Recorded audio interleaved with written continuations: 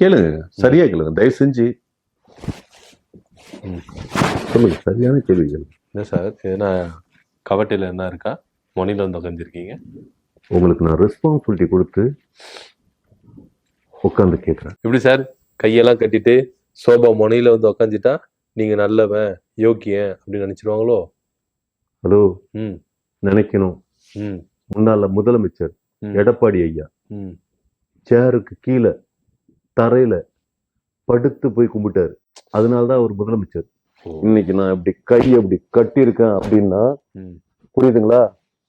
நாளைக்கு நீங்க வேற முதலமைச்சர். லெவல்ல இருக்கும். நீங்க முதலமைச்சர்.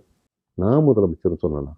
என் தலைவர் முதலமைச்சர். உங்க தலைவர் முதலமைச்சரா இருக்கட்டும், நீங்க என்ன ஆவீங்க? தலைவர் தான் முதலமைச்சர்னா அவர் கீழே நான் வேலை பார்ப்பேன். கீழே வேலை பார்ப்பீங்க? அப்புறம் அப்படின்னா கீழே போய் வேலை பார்ப்பீங்க?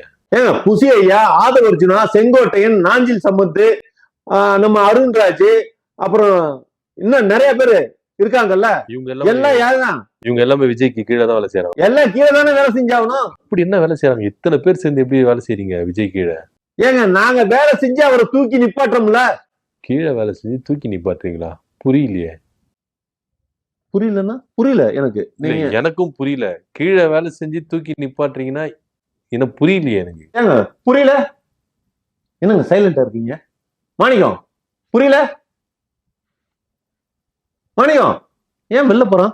வெளியில போல சார், உங்களை திட்டிட்டு போறாரு. இவ்வளவு கேவலமா பேசினா என்ன சார் சொல்லுவாரு? அவரே பாவம் மாணிக்கம் போயிட்டாரு திட்டிட்டு. இல்லங்க, இப்போ எனக்கு நான் சரியா தான் பேசுறேன்ல.